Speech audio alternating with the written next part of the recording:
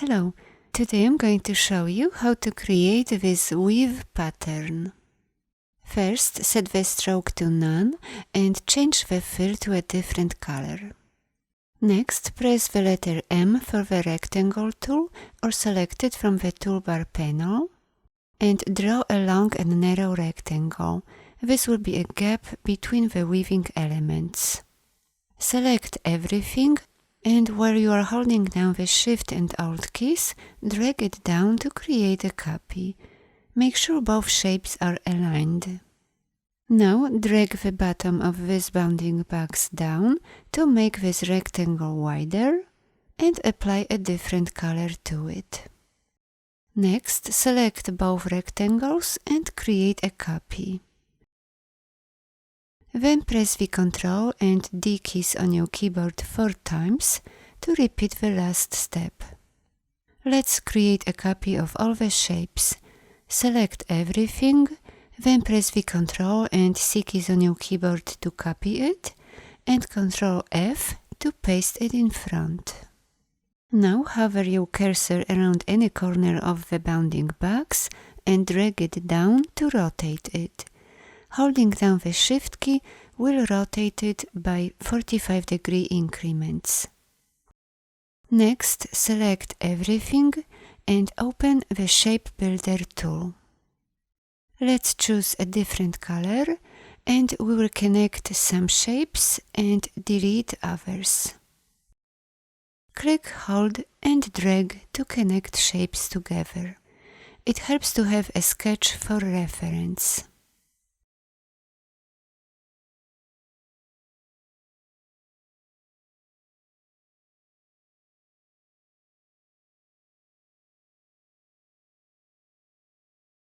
Next, we will delete all the unwanted shapes. There is a few ways we can do it. With the Shape Builder tool still selected, press and hold down the Shift and Alt keys. Now click, hold and drag to highlight the area that you would like to delete. Another way, which in this case will be faster, is to use the Magic Wand tool. First, click on the orange shape to select it, then press and hold down the Shift key and click on the green shape. This will select all the orange and green shapes at once. Now press the Delete key on your keyboard. Next, we'll create a pattern. First, make sure your swatches window is open and then drag this design into it. Delete everything from the artboard. Double-click on the new swatch we've created to edit this pattern. If you like, you can change the name. Set the tile type to grid and make sure the width and the height values are linked. This will maintain the width and the height proportion. Let's zoom in to better see what we are doing.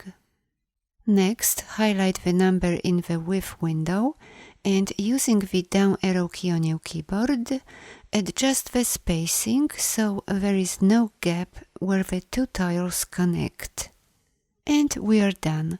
If you would like to change the color or adjust the size, you can still do it. Using the Magic Wand tool, select all the blue shapes and change the color.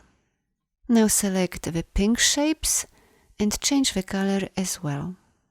Here are the color values I'm using today. Next, switch to the Selection tool and select everything. Bring the stroke to the top and let's change it to black. Make sure the Align Stroke option is set to the center.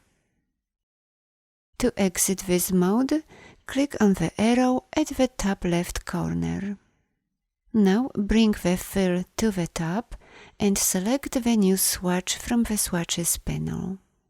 Now any shape you draw will adopt this pattern.